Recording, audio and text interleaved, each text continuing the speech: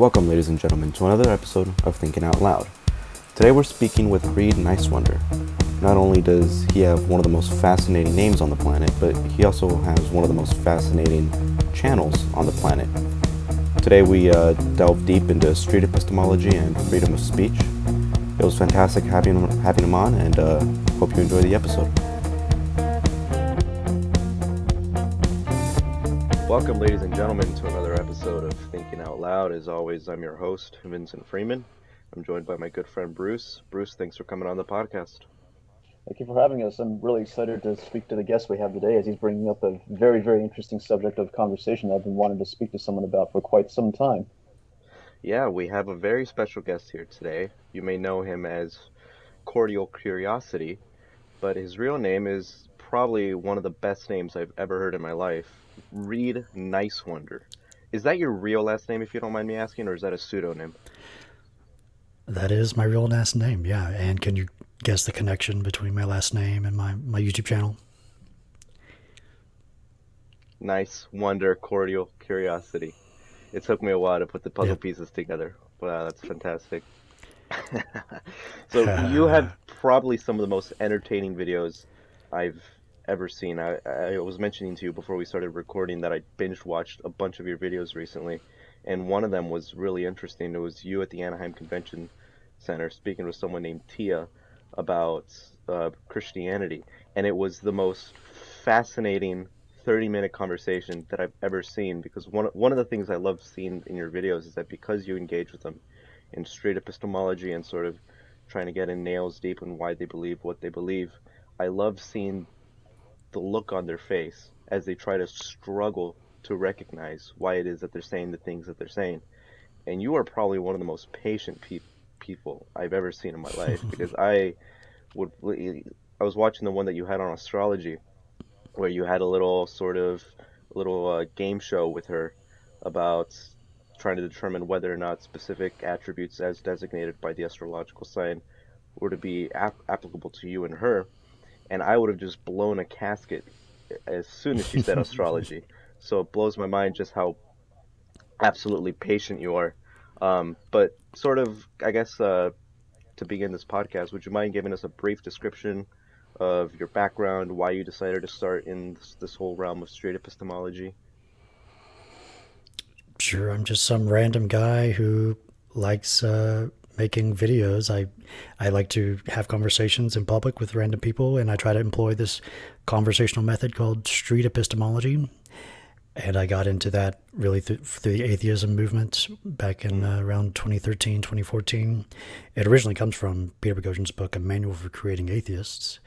But over time, we in the street epistemology community have, been practicing it, seeing what works, what doesn't. And what really got me into it was not Peter's book, but this guy named Anthony Magnabosco. He started recording conversations, putting it on his YouTube channel, and those were fascinating to me. I've always wanted to do YouTube content, but I didn't know what I could do, and he was doing these conversations, and that sounded like something I possibly could do.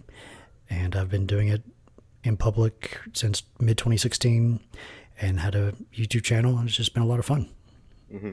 And you and Anthony Magnabosco now have your own podcast, right, on the Street Epistemology YouTube channel? We did have a podcast going for like a year or so called Epistemic. There's also the Street Epistemology podcast, which releases just anybody's conversations, any SE content creator. It's mainly Anthony, but there's a few others. Mm-hmm. When you're engaging in street epistemology with people that you are there some textbook questions that you always have to ask? So, for instance, one of the phrases that you're always saying is that when you're offering a potential counterpoint, you always say, I'm not saying this is the case. So, is something like that necessary to try to get an honest answer from them? Yeah, we all kind of just beta test certain things, and we just steal whatever works from each other. And I don't know if I use that now, but that's pretty common, that type of phrase. I'm not saying this is the case. And then we try to offer a hypothetical disconfirmation criteria. That's another main point that we try to do. But street epistemology in general is just a very different way of having conversations than what you usually see. I'm a big fan of like YouTube in general, but I subscribe to a bunch of like channels that get into debates and host debates. It's not a debate, it's just a conversation. And it's a conversation where you mainly ask questions and listen. Hmm. You hardly ever give your own opinion unless people ask. And it's just a way to help people reflect on their own beliefs and how they came to their own reasons and how they know their reasons are reliable. Has anyone ever tried to perform straight epistemology on you? Not that I can say I've done it, with people voluntarily just to practice, but I've never come across anybody that has just randomly done it to me. No. Reid, I'd like to ask you for your take on this. We all know through our exposure through the atheist community and through people like Peter Boghossian and Anthony, what street epistemology is. I define it as using the Socratic method, getting someone to explore the reasons why they why they hold a certain point of view, um, to explore just why they hold a just why they hold the positions they hold. How would you, just sidestepping that poor description I just threw out there? How would you define street epistemology for your average person, for the listener that may or may not know what we're talking about? Sure, it's a conversational method. It's not something where you have to go out on the street with a video camera and flag down people and ask them questions. It's something you could do anywhere with anybody about really any topic. The main segments of the conversation, we pick something people think is the case. Usually people just make a claim, and then you start trying to understand their reasons why. So it's like what, why, and how. We want to spend most of our conversation on how. That's where we want to be most of the time. So we figure out what people believe. We try to clarify what they mean by it. Go with whatever they mean by it. Use their definitions. Ask them why they believe, and then that's the Socratic method part. Whatever reason people give, we turn that into the hypothesis of the Socratic method. So Socratic method usually starts in wonder, and then we're wondering about a reason to believe something. So then we go into, I think the next part of the Socratic method is something like the Eluncus, or the Eluncus is the Q&A part. So then we just ask questions to try to test this reason, and then usually we'll figure out how they came to believe whatever reason they have, and then we try to ask more questions to figure out the reliability, the quality of their epistemology.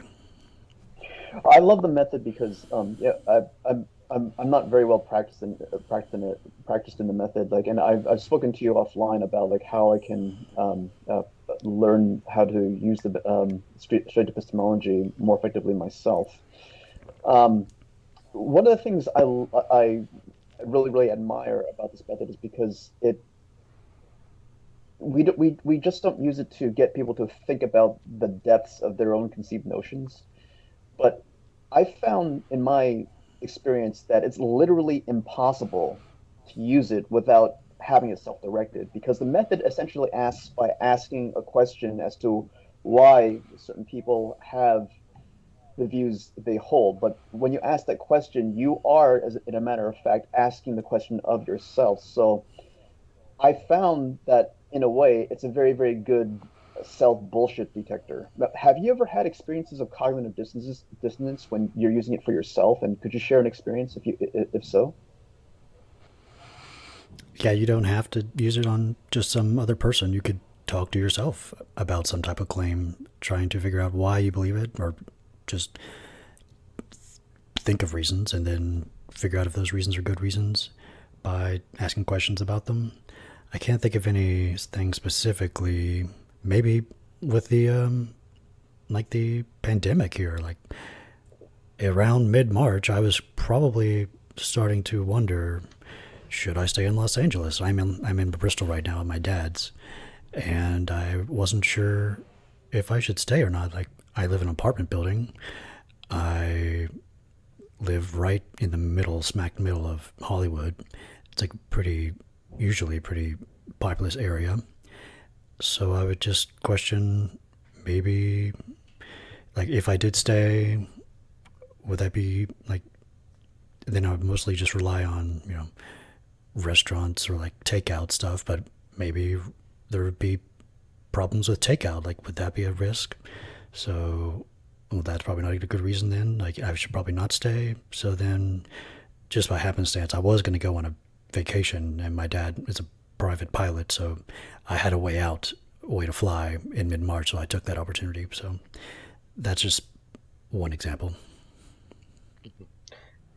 And it's a shame that we really, I mean, at least in my opinion, it is a bit of a shame that we have to delve into street epistemology in order for people to have honest conversations with themselves, because the assumption would be that, well, if you present someone with facts and logic and all the data and all the evidence that we have for a particular claim, then you'd be able to easily convince them. But that's not the case. There's so many biases out there that the humans have that will sort of, like, for instance, the kickback effect, that will get someone to sort of look the other direction when evidence is presented. Um, and so it's a shame that it's not the case. Why do you think that's the case? That whenever you just present someone with evidence, they're not easily swayed into a particular direction? Why do we have to engage in street epistemology? Well, we're not usually holding beliefs merely because we think they're true and rational. It's usually because they offer us some type of social benefit, and we're in a certain community that believe this thing as well. So if we stop believing that, we might be at risk of losing, a connection to people.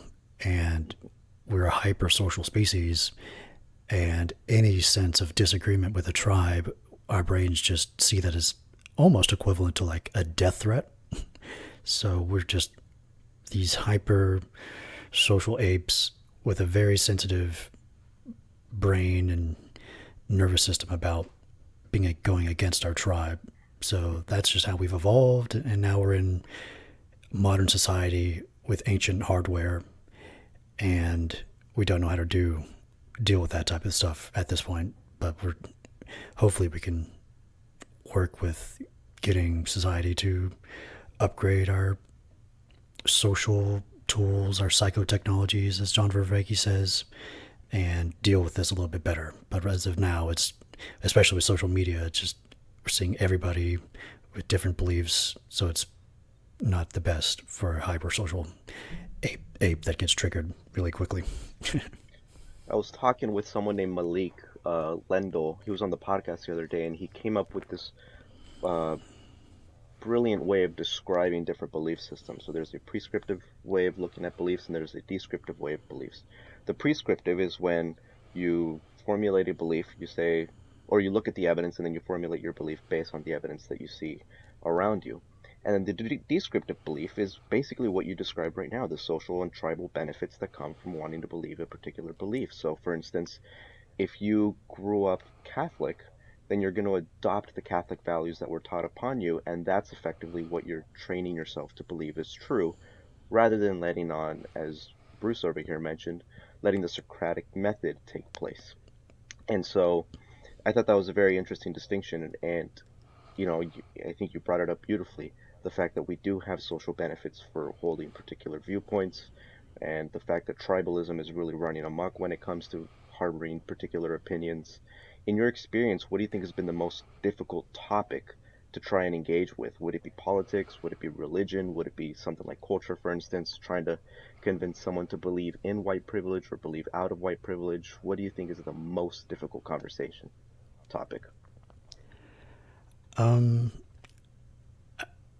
It's not religion, I can say that. People are Really? usually very happy to talk about their religious beliefs on end for a long time. It's usually not that for most people. I have been starting to go out to UCLA, or I started to back in January. So that's a college campus out in Los Angeles. And I've been trying to broach more social justice type topics. And whenever I broach the subject of like sex and gender, or like psychological differences between the sexes, anything that touches that type of thing, people will request not to be for the interview footage not to be uploaded. So that type of stuff, it seems to be more taboo. Maybe it's just the selection bias of UCLA, but more social justice stuff rather than religion. Politics is usually fine, like mainstream stuff like abortion or gun control or stuff like that. That's usually not too bad. It's more social justice, more sexism, racism, that type of thing. People have harder times talking about. What do you think it is about that topic specifically that's so difficult for people to want to publicize their viewpoints? I don't know. I think the past few years it's been a pretty dynamite, type of topics to broach. If you're on Twitter, if you say something out of line with some certain people, you'll find out why people disagree with you pretty quickly. And maybe people are just know about that potential conflict there, and are just worried to talk about it in person. Like, people rarely talk about these things in person now. Face-to-face conversations, it's usually mostly on social media. So maybe people are just afraid that they'll get yelled at or get clipped out and taken out of context. Like, I'm just a random person. They usually don't even know what I'm doing. I have to explain. I have a YouTube channel and I upload conversations, and they're usually glad to sit down and chat. But you never know. You might have like what is that one YouTube channel? People usually, when they do interviews on the streets, it's like 5-second soundbite. Someone looks stupid. The next person, 5-second soundbite, they look stupid.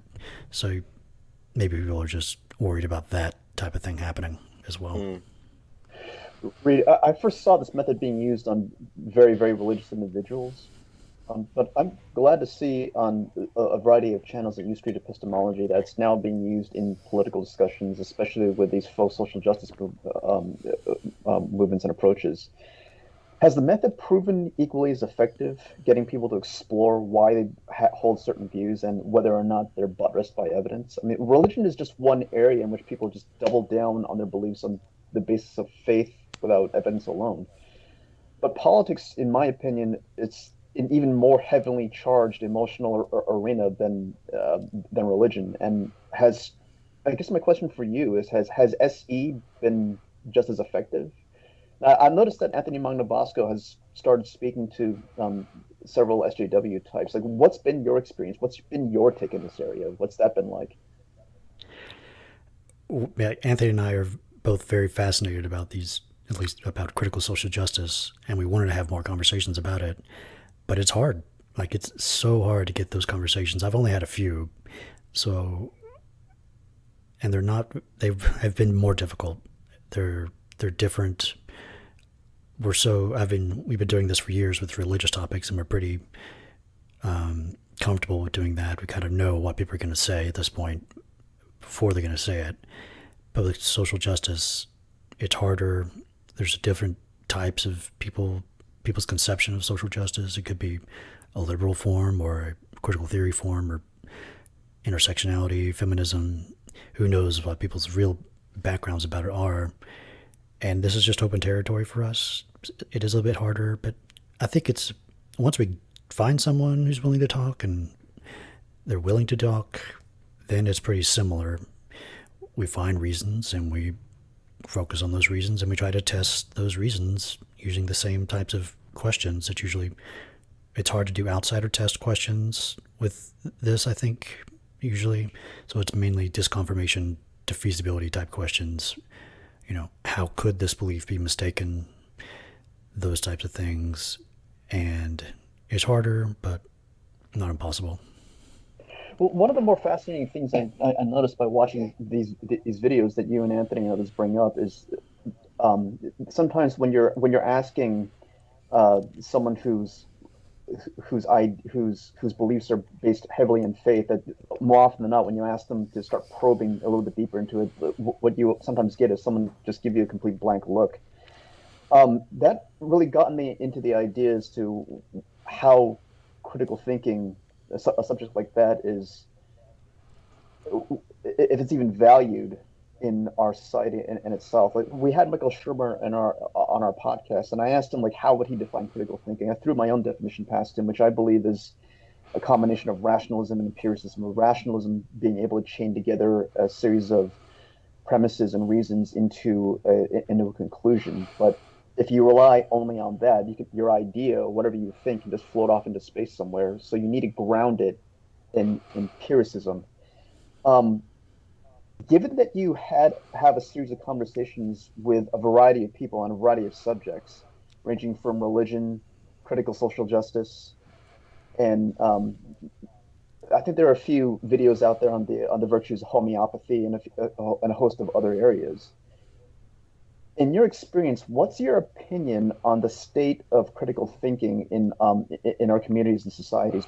How has it changed? Has the utilization of street epistemology changed your views or affected it to how you view critical thinking is a valued commodity in our society? Like, what's your opinion on that?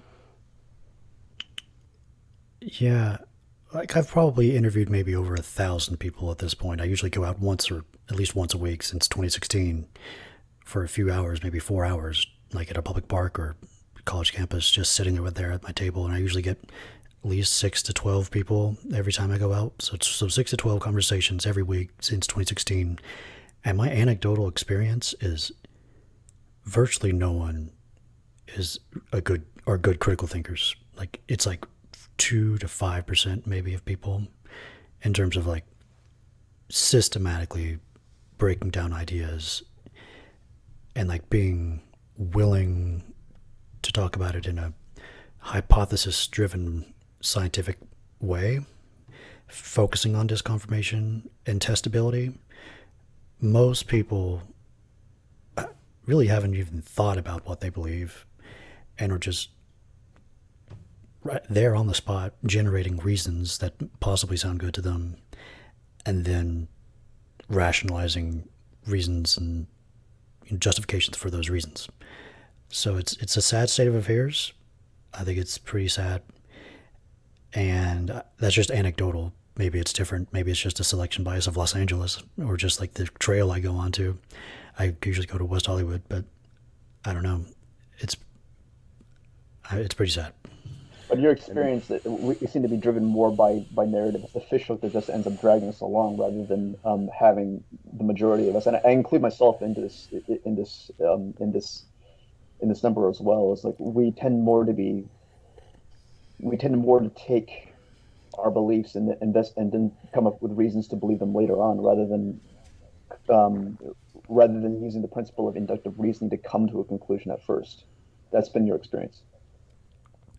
Yeah, we also try to employ this thing called the confidence scale, where we ask people what their confidence is on beliefs from 0 to 100. 0 is absolutely confident it's not true. 50 is agnostic, not sure. 100 is absolutely sure it's true. And for most religious beliefs, it's like 100% is over half of people say 100. Most people say at least 95 to 100 for most things. And ideally, we should proportion our confidence to the evidence.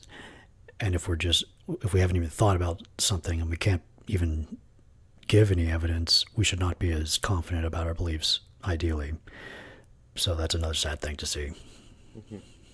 Your analysis of sort of from your personal experience, your ability to people's ability to be genuine critical thinkers really puts into question our species' ability to reason. There are some people out there like Michael Shermer, Steven Pinker, Sam Harris, who are pretty confident in the fact that even though we all have tremendous biases, right, like the availability heuristic, the confirmation bias, the negativity bias, we ultimately still have the capacity to become genuine critical thinkers, to transcend above these biases and get to a point of clear thinking. I am nowhere near as confident as they are. I'm genuinely concerned. And from my own personal experience, I've had very similar analyses as you have when it comes to just having conversations with friends, family, even strangers that I would sometimes run into, like at Target. The other day, for instance, I ran into somebody at Target because I was looking at some of the books, and I was looking at a book called um, what is it called? A warning by Anonymous, and it's supposed to be a book by a high-ranking official in the White House, and it's effectively just a giant scathing review of Donald Trump. And he sort of started bagging me for even looking at it, and me and him got into a conversation about it, and it was a very similar conversation to the one that you had with someone on your channel that was in support of intelligent design, where he was just basically reciting every single one of uh, COVID's arguments. And so, from my personal experience, and this could just be because I think I have an inflated opinion of myself, where I think I'm always right and everybody else is always wrong, and if you don't agree with me, you must be wrong. But just generally speaking, I'm very concerned about our species' ability to reason, especially when it comes on important topics that we really can't afford to not to disagree on, like climate change. We can't afford to disagree on that. We need to all come up to a genuine understanding. I would even argue that religion is very similar in that fashion because at the end of the day, if someone has religious beliefs, in my personal opinion, if someone has a religious belief, that is a failed epistemology of how they got to that belief. So, how confident are you in our ability to reason, in our species' ability to reason? There's a difference between capacity, like ability to reason, and like state of the ability to reason for most Mm, people. I think most people really have the capacity and ability to, as Jonathan Haidt says, train their elephants to be more of a critical thinkers. And I think, Bruce, you said it's about rationality plus empiricism. I would put those in a box and say those things are like half of being a critical thinker themselves. It's also about attitude. You need a set of epistemic virtues and attitudes to be open to questioning things. You have to be able to doubt uh, in the first place, and you have to value doubts, value being open to being wrong about as many things as possible, and like appreciate the process of trying to prove your ideas wrong. If you don't have those attitudes, those epistemic virtues, the other stuff will just make you better rationalizers rather than critical thinkers. So it could be dangerous having those types of skills, those cognitive skills, just having the typical logic, you know, premises follow from the conclusion skill set, because you can just rationalize anything really. But it's good to have, and maybe your thinking empiricism has those virtues of like trying to falsify, but those all that together ideally needs to be there for critical thinking. But I lost the thread. What were we talking about? oh, how confident are you in our ability to reason? So yeah, I think most people have the ability, but it's like exercise. You have to practice it, and if you don't do it for long, you might lose it. And if you're not seeking out other ideas from different communities, if you're only reading your own side's materials, like he who only knows his side of the case knows little of that. You have to work at it. You have to seek out other points of view, and you have to be willing to try to revise your own opinion with those alternative opinions. It's hard. I think I don't know most people even think about this stuff. So at this point, I don't think most people are critical thinkers. I myself am not very good. I would still say, like, I'm still very ignorant about most things, but I try to go out and practice this. I try to be able to practice it, and then I did help myself identify the reasons, and like if those reasons connect to what they're saying, what type of fallacies these reasons might be employed with. So it's hard. Yeah. And I would argue that we are probably more polarized today than we were yesterday, and I would qualify that with Ezra Klein's documentation in his most recent book, Why We're So Polarized. Michael Shermer, in his most recent book, Even the Devil Is Due, also talked about the percentage of far left people who view the rights as evil has increased, and the percentage of people on the far right who view the far left as evil has increased. Same thing with Democrats and Republicans. So it seems like um, the data tends to show that we are becoming more and more polarized.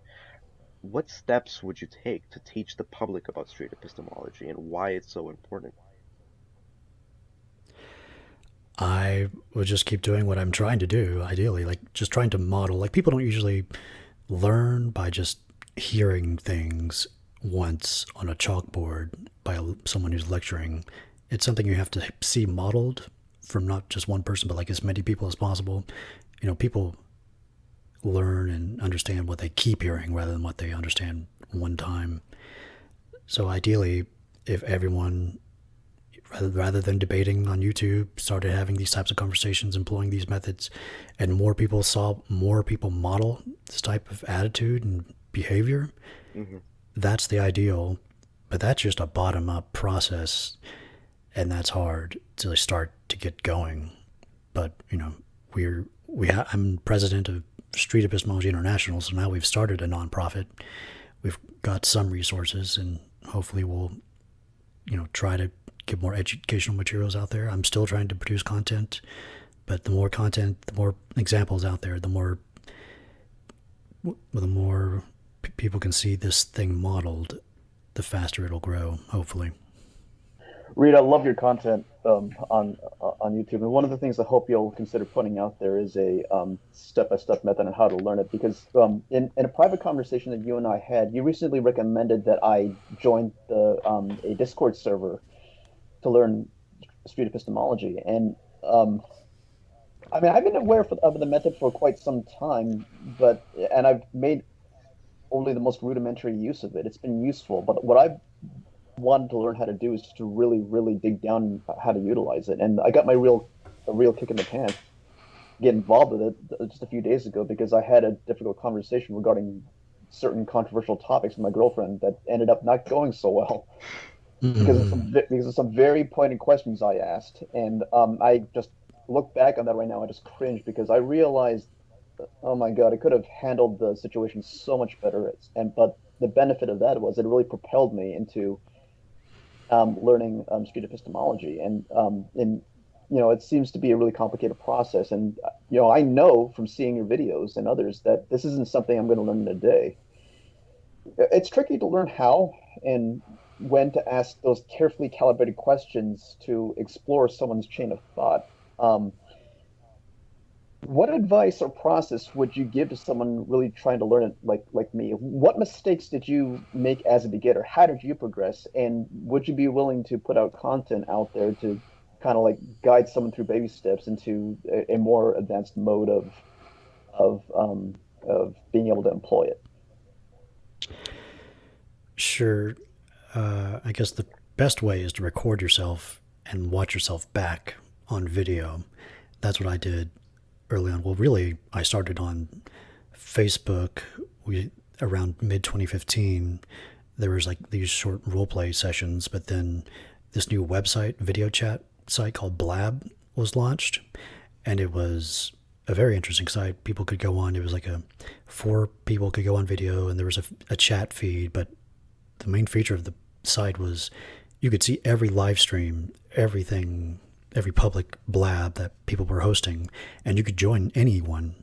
And people from the street epistemology community were on there every day, 24/7 for like a year, and so was I. So that's where I got a lot of my practice. But Blab shut down in mid 2016, and I wanted some way to talk with people, so I just did it the old-fashioned way, the Magna Bosco way, and went out and recorded myself with GoPros, and then I started editing videos and watching myself back and seeing myself make faces, say things in a weird way, and I could see people's reactions of what I was saying.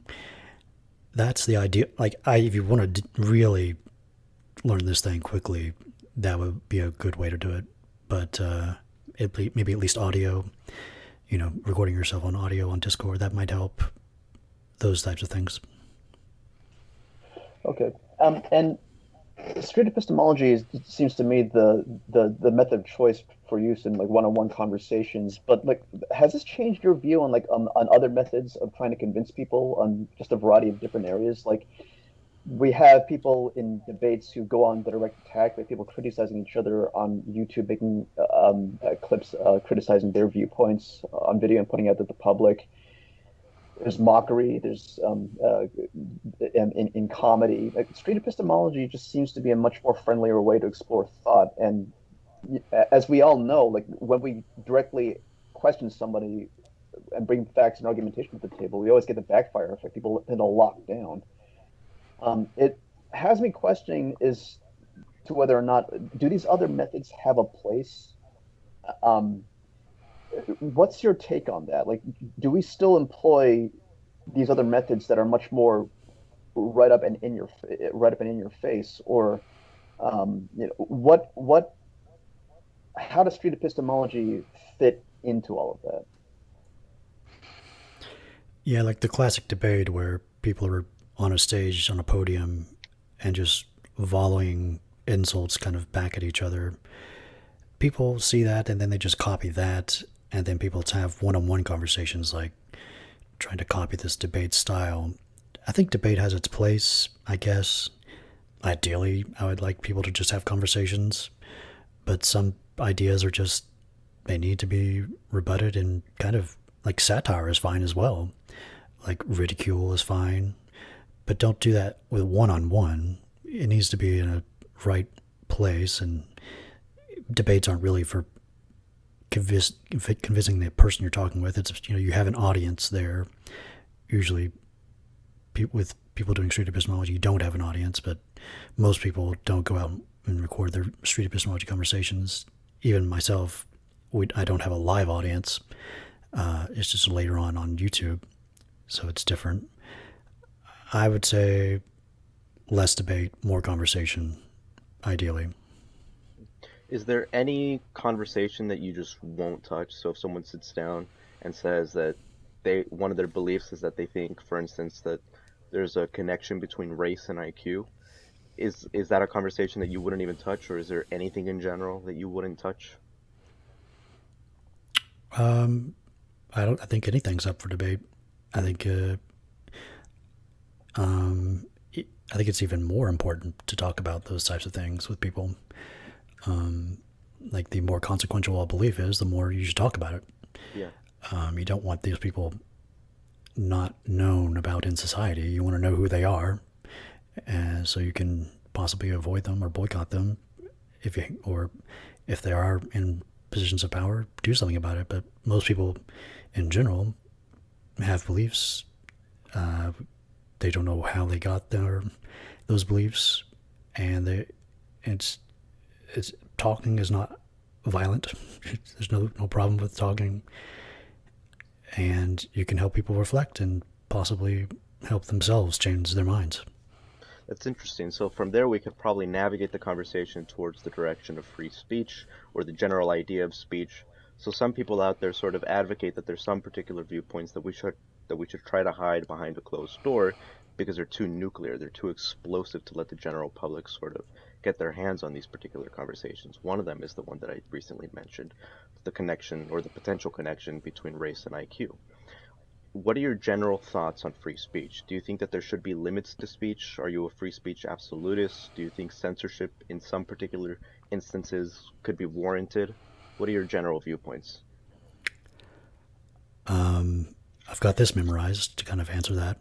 No. If all mankind minus one were of one opinion, and only one person were of the contrary opinion, mankind would be no more justified in silencing that one person than he, if he had the power, would be justified in silencing mankind.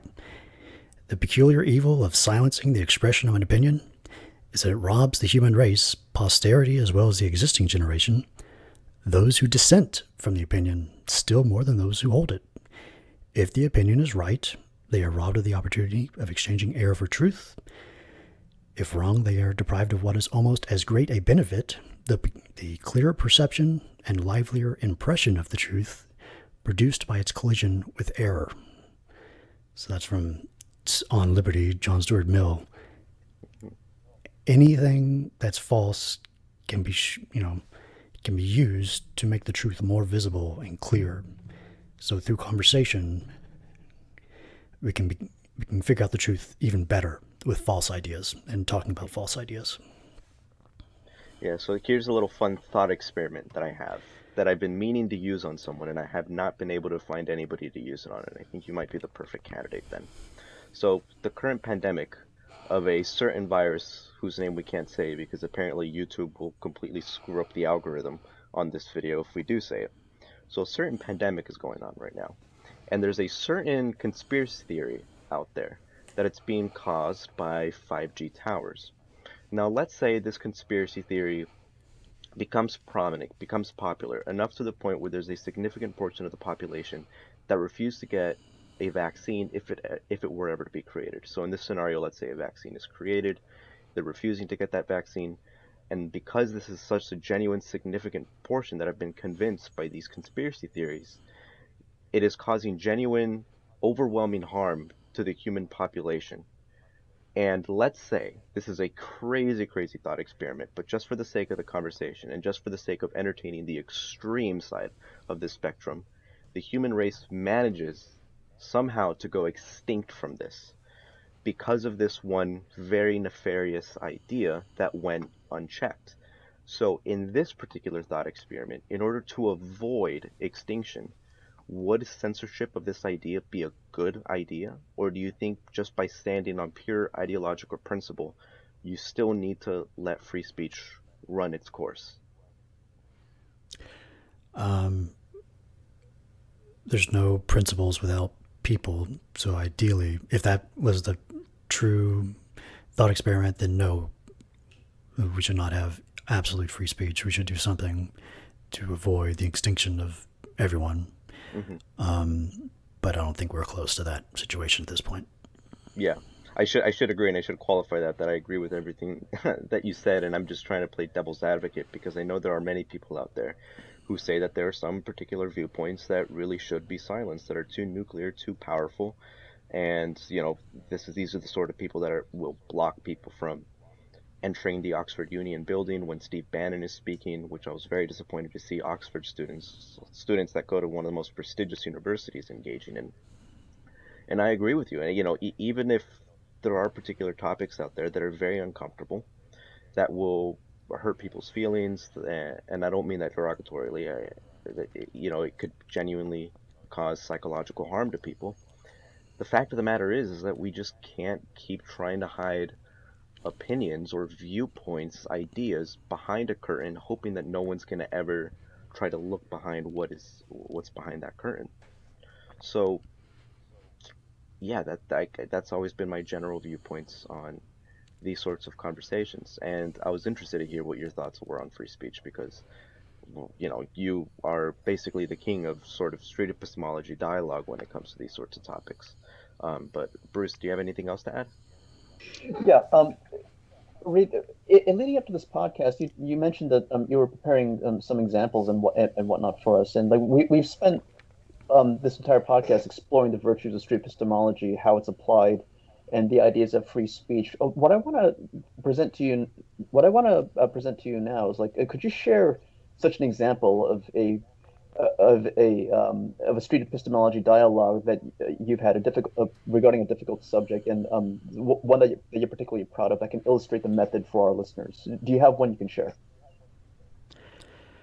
Share on video on Skype or just describe it? Whatever works for you, gentlemen. I don't have anything prepared on video, but I guess if you go to my YouTube channel and look at my most popular videos, like by views, there's that Tia one. I like that one. But there's also, I think my second most viewed one is this one with this guy named Dominique. I think that's my favorite one at this point. It was about a God belief, but he was just super honest and super open. It's pretty rare for people to be that way, but I also was, pretty good with my questions at that point. He talked about his belief in a God, and it really got down pretty quickly, not to just, empirical reasons. It got quickly down to his values, and that's what a lot of people's beliefs are based on. Is like, I am good people believe X. I want to be a good person, so I'll believe X. Hmm. So if you have these types of conversations, you'll pretty often get down to values. And with Dominique, he got down to this belief in a God and how it makes him think of himself as a good person and allow himself to be, have a lot of meaning in his life. And I explored possible alternative ways to meet those things, and he became even more open to changing his mind about it, like not even giving any facts or evidence. It was all questions, all him just thinking. And we got down to his justification of faith, and he said, why am I even believing this? Using faith or that type of thing. And he left pretty open and with a smile and a handshake and thanking me for the conversation. That's one of my favorites. Hmm.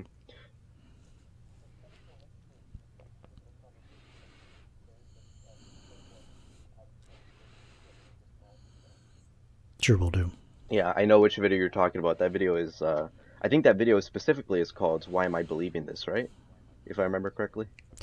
Yeah, it's called Why Am I Believing This? Yeah. Yeah, yeah, it's a great video. And, in Peter Boghossian's and James Lindsay's most recent book, How to Have Impossible Conversations, a very practical guide, they sort of document what is effectively a method of street epistemology, as the title suggests, how to have very difficult conversations.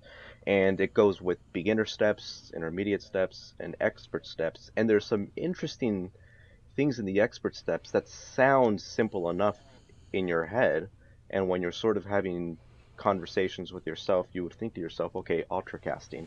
It sounds pretty easy enough. It sounds like I could very easily do this, but it's very difficult in practice when you're actually having a conversation.